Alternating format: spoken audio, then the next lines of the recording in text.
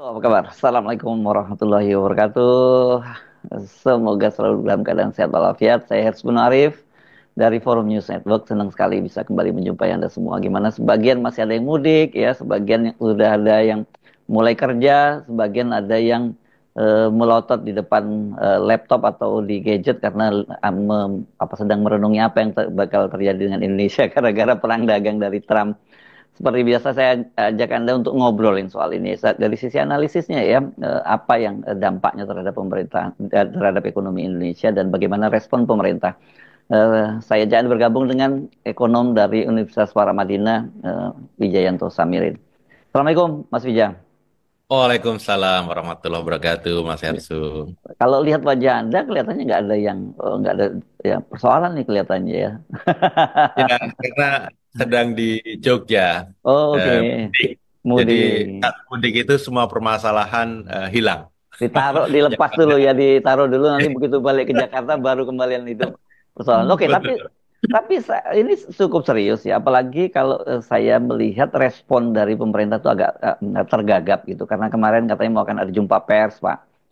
Menko Hmm. Erlangga dan Ibu Sri Mulyani Badan Menlu, tapi ternyata kemudian tidak jadi itu muncul, dan yang ada itu respon dari Kementerian Luar Negeri melalui siaran persnya yang terkesan itu kemudian ya menyerahkan sepenuhnya kepada Malaysia sebagai ketua ASEAN sekarang untuk responnya. Dan ada lagi satu dari kantor komunikasi presiden yang katanya gebrakan dari Presiden Prabowo, ada tiga gebrakan. Tapi seperti biasa saya kalau yang memberikan penjelasan kantor komunikasi presiden itu saya nggak anggap itu official gitu ya karena dia sebenarnya sama juga seperti wartawan lain, cuma nguping-nguping, nggak ada dapat akses langsung dari Pak Prabowo gitu. Ya, ya. Ya, saya melihat memang ada kesan pemerintah kurang siap. Mhm. Padahal ini sudah bisa diprediksi begitu Trump terpilih, gitu Yes. kan?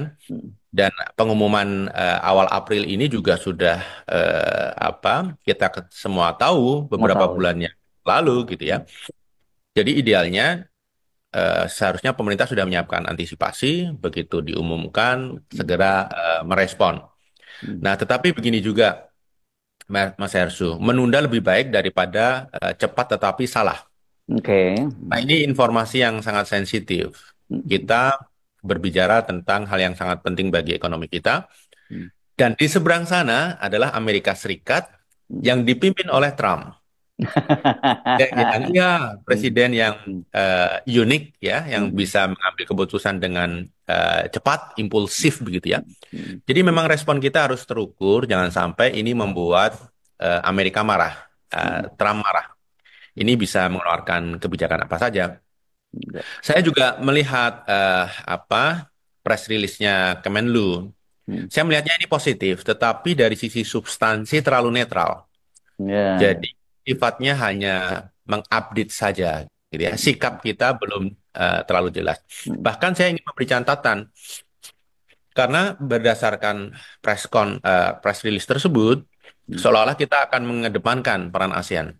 Ya, ya, ya. Padahal ASEAN ini dalam sejarahnya kita paham kalau untuk peacemaker Hmm. internal bagus, Hmm. membangun harmoni sesama anggota bagus. Hmm. Hmm.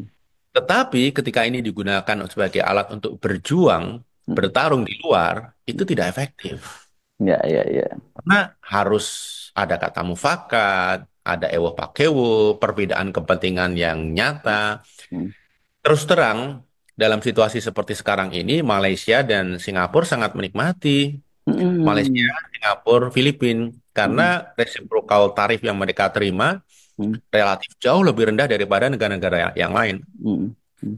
Eh, dan kalau kita ingin bergerak menggunakan flagship ASEAN, Indonesia seperti harus menggendong beberapa negara lain Hmm. yang kena tarif lebih tinggi, misalnya Vietnam, Hmm. Kamboja, Hmm. kemudian Laos, Thailand, gitu ya. Thailand, ya, ya. Hmm. Ya, makanya selain bergerak menggunakan ASEAN, kita juga harus proaktif menggunakan jalur yang kita miliki sendiri, walaupun kita tahu Hmm. kita nggak punya lobbyis yang kuat di sana. Ya, bargaining juga nggak punya ya, kita juga ya, Bang. Ya, dan saya juga melihat apa yang dilakukan Trump ini sebenarnya alasan dan motivasinya tidak masalah dagang gitu.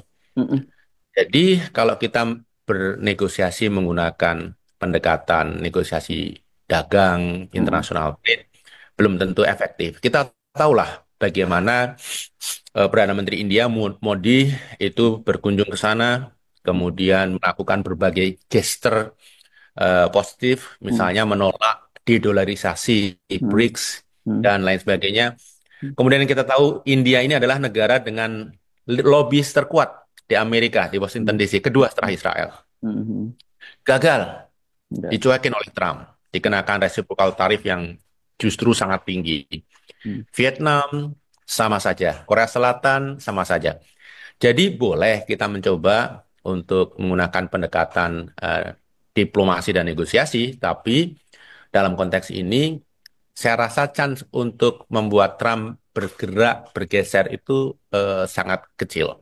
Oke. Karena motivasi bagi Trump adalah survival bagi negaranya, Mas Hmm. Hersu. Masalah Hmm. menghindari krisis fiskal sebenarnya. Hmm. Oke, jadi artinya kalau eh, kita lihat dari sisi apapun, ini rasanya terlalu berat untuk peluang negosiasi seperti yang direncanakan oleh Kemenlu, karena Kemenlu katanya akan mengirim delegasi ke Amerika untuk melakukan negosiasi. Bagi Trump, sekarang ini kalau soal negosiasi bukan bukan negosiasi, gua dapat apa dari lu? Itu kan sekarang cara berpikir dia kan seperti itu ya. Iya. Jadi dalam beberapa kesempatan saya juga harus harus menyampaikan kita harus berpikir out of the box. Ya. Jangan sampai kita bertarung sementara yang kita lawan itu hanya decoy. Hmm. Misalnya begini, kalau kita lihat narasi Trump sejak kampanye hingga sekarang, Trump dan Elon Musk ya, Ya. benang merah dari seluruh narasi itu adalah mereka khawatir Amerika akan bangkrut. Oke. Mereka mengalami defisit fiskal yang luar biasa, jauh lebih parah daripada Indonesia. Mhm. Kalau kita berada di angka 3% PDB, mereka sekarang ini 6,2% PDB. Hmm. Bahkan beberapa tahun belakang di bawah Biden itu bisa 14%, 11% PDB. Dan kalau ini berlangsung terus, tahun 2034 hutangnya melejit dan kebangkrutan fiskal sudah di depan mata. Ya. Nah, saya melihat benang merahnya adalah menyelamatkan fiskal. Tetapi kan begini, Mas Hersu, Trump tidak mungkin menarikkan tarif pajak Ya, ya. Itu karena filosofi ya. Republik ya. Partai Republik, Ya, ya ya. itu adalah small government, Mm, mm, artinya pajak kecil, gitu ya. Kalau dinaikkan itu keluar pada dari garis partai, mm, dan itu membuat kemarahan masyarakat luar biasa. mm, mm, Nah, makanya yang diambil Trump adalah menaikkan tarif. mm, Sama saja tarif itu nanti yang membayar rakyat Amerika. mhm. Ya karena bahan bara jadi mahal ya jadinya ya. Ya, Mm, bagi pemerintah federal masuk dari tarif atau masuk dari pajak sama. Ini sama-sama uang gitu ya, mm, mm, penerimaan. Tetapi ketika yang dinaikkan adalah tarif, Trump jadi punya keleluasaan menarasikan sesuatu. Ini kecerdasan Trump. mm, Dia bisa menarasikan, kami ingin melindungi industri Amerika. Saya ingin menciptakan lapangan kerja di Amerika. mm, Saya akan memprotek pasar mm, Amerika dari mm, produk asing gitu. Ini kan narasi yang sangat powerful, mm, sejalan dengan MAGA, sejalan dengan American First. Jadi menurut saya karena goal utamanya adalah menghindari krisis fiskal yang parah, jadi apapun negosiasi dari berbagai pihak itu tidak akan berpengaruh gitu. Karena mm, bagi mereka mm. ini survival Ya, ya, eh, ya. apa, isu gitu bagi Ya, Amerika. ya, ya. Jadi kalau sekarang misalnya hitung-hitungan kenapa kok Indonesia kena 32, terus kemudian Malaysia kena dan Singapura cuma 10% dan sebenarnya dengan alasan basis hitung-hitungannya karena dihitung dari surplus dan kemudian nilai nilai ekspornya, saya kira itu cuman apa ya justifikasi saja akal-akalan aja dari mereka kan gitu ya. Saya mencoba mencari data yang kredibel ya. enam puluh Mm, empat persen ini didapat dari mana gitu. mm. Nggak ketemu, Mas Angka Hersu. surplus anu kita ya, nilai anu kita ya, surplus dagang dengan mereka yang. Jadi 64% itu klaim Amerika bahwa ini nilai Hmm. tarif atau Tarif. apapun yang Oh ya. dianggap ekuivalen dengan tarif atas produk Amerika ke Indonesia. Oh oke ya, sebaliknya ya. Hmm.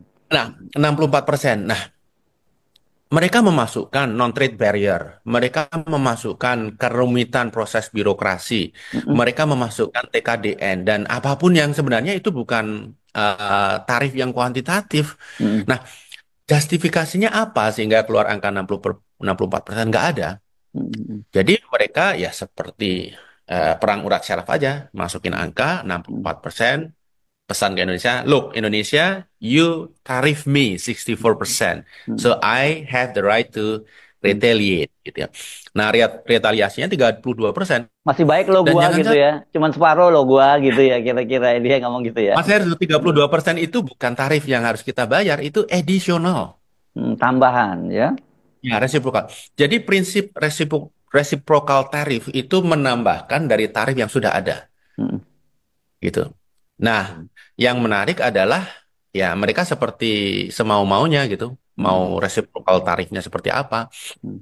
Dan karena saya melihat Amerika ini, Trump ini dalam posisi desperate. Hmm. Hmm. Jadi seperti orang tenggelam, Ya. apapun kan coba diraih gitu ya. Hmm. Ranting besar, ranting rapuh, kecil coba diraih untuk bisa mengapung. Makanya, Mas Yasu, kalau kita lihat list negara-negara yang kena tarif itu, bayangkan negara-negara kecil Hmm. yang ekonominya rentan dan transaksi dengan Amerika perdagangannya kecil sekali, nggak meaningful, kena tarif tinggi. Hmm. Artinya penentuan tarif ini menurut saya eh, dengan cara-cara yang simplistik gitu. Ya, iya. Oke, tapi kan dampaknya, ini satu kita ngomong dari Indonesia dulu ya. Kan Hmm. seperti kalau kita sebut ini karena di seluruh dunia, jadi ini semacam pandemi ya. Ini dari yang Hmm. disebar oleh oleh Ya, ya. Trump. Jadi kayak COVID kemarin begitu, dinyebar. Sementara kita kan banyak komorbidnya. Dan kan begitu, yang banyak Hmm. kemarin kalau kita ingat pada saat COVID, yang banyak menjadi korban adalah mereka-mereka yang punya komorbid. Tapi kalau anak-anak muda yang masih sangat sehat dan sebagainya, oke, mereka kena COVID juga, tapi makanya mereka survive. Nah, saya kira Indonesia situasinya seperti bukan seperti anak-anak muda itu. Kita seperti orang-orang yang banyak komorbid sekarang ini. Ya, sebenarnya Indonesia punya banyak komorbid ya, masalah Hmm. fiskal, masalah rupiah yang rentan, masalah pasar modal, masalah tenaga kerja, masalah deindustrialisasi, banyak sekali komorbid. Hmm. Jadi ketika dihantam taruhlah COVID gitu ya, ya Hmm. kita berpotensi untuk sempoyangan. Padahal kita tahu COVID ini akan datang Ya, ya. sejak terpilih. Hmm. Cuman kita tidak menyiapkan antisipasi. Hmm. Kita tahu antisipasinya harus seperti apa.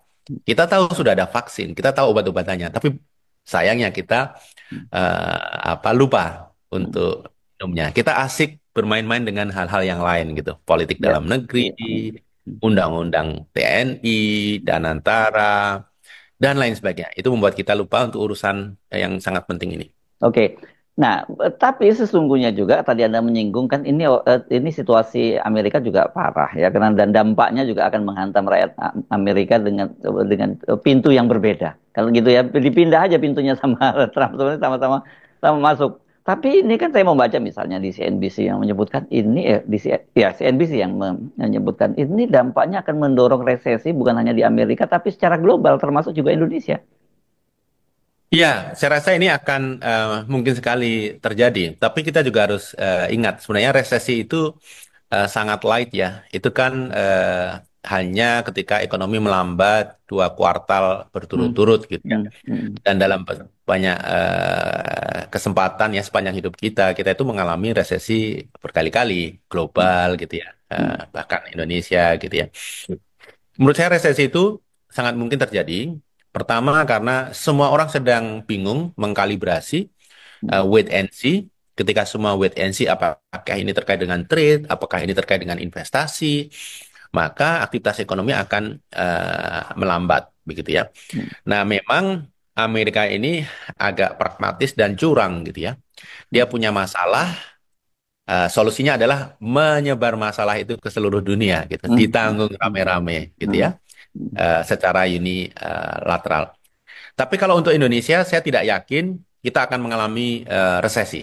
Oh, oke. Tetapi sangat yakin Indonesia akan mengalami pertumbuhan ekonomi yang lambat Hmm. tahun ini dan tahun depan. Saya dalam beberapa kesempatan mengatakan mimpi untuk tumbuh 5% saja tahun ini itu mimpi yang terlalu muluk gitu ya.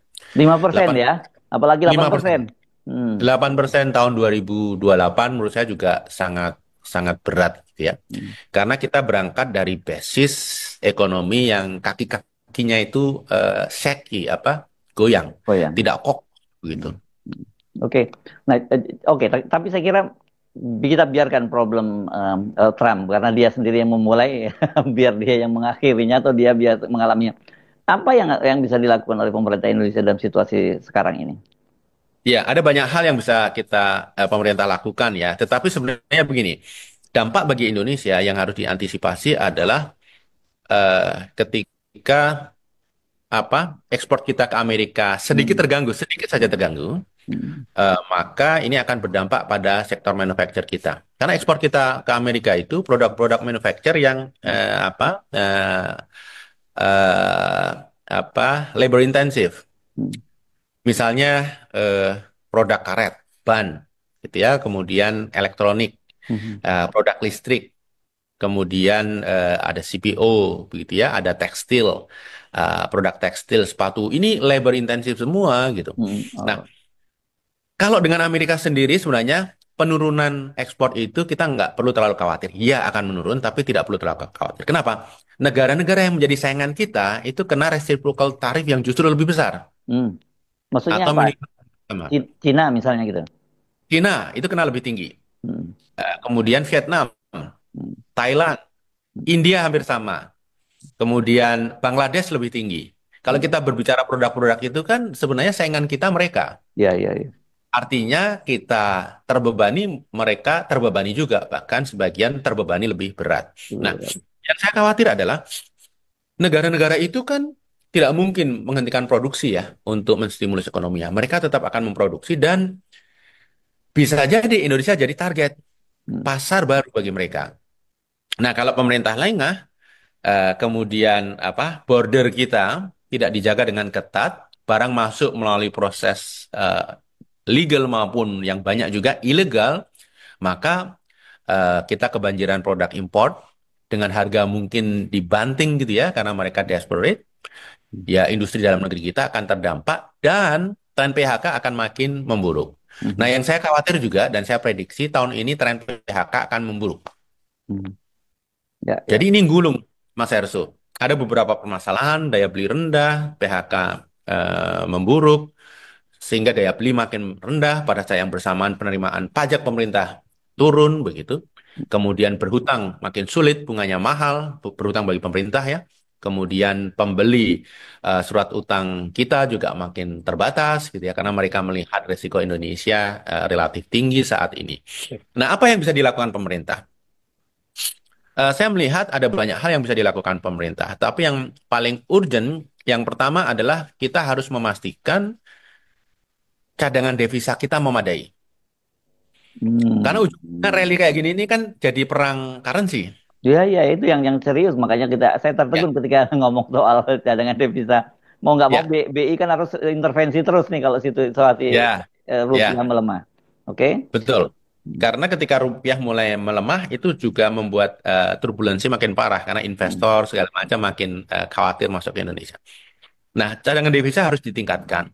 Kita sudah punya strategi bagus, yaitu kebijakan baru terkait devisa dana hasil ekspor, Ya. sumber daya alam, Hmm. yang harus diparkir 100% di Indonesia selama 1 tahun.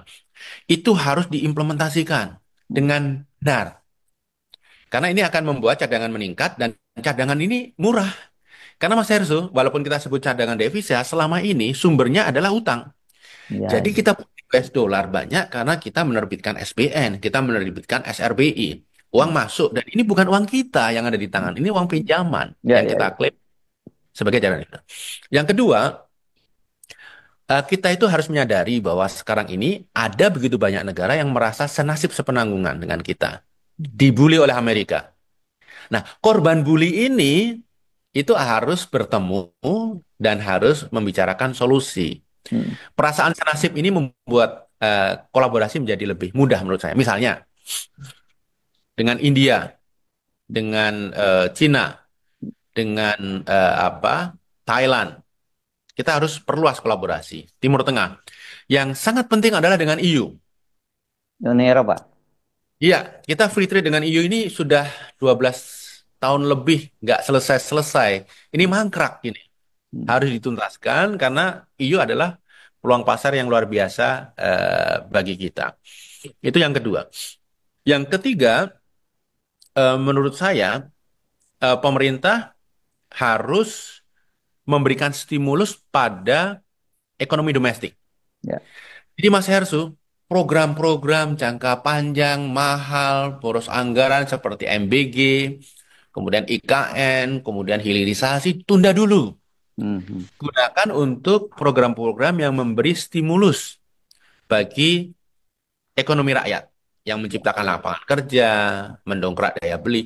Karena ketika demand dari pasar ekspor itu sedang turun, sebagai negara dengan populasi besar, kita beruntung dengan cara menstimulus konsumen di dalam negeri supaya mengkonsumsi. Itu yang ketiga. Yang keempat, menurut saya ini yang dinanti banyak pihak. Pemerintah hingga saat ini tuh belum jelas Indonesia ini akan dibawa kemana.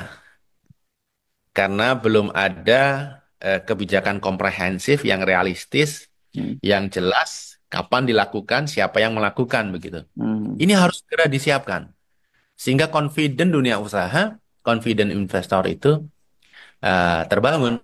Mhm. Nah, yang terakhir kita harus siapkan tim negosiasi yang handal, Mas Herso, Ya, ya. untuk bicara dengan Amerika Serikat, untuk berbicara dengan Uni Eropa dan negara-negara lain, terutama dengan Amerika Serikat.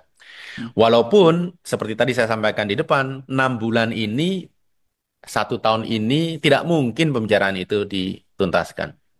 Oke. Kita butuh waktu lah karena mood pemerintah Amerika, mood Trump sekarang ini sedang sangat agresif. Ya, oke. Oke, kita bisa ngomongin berusaha-usaha memberikan eh, semacam advice, bukan hanya sekedar kritik gitu ya.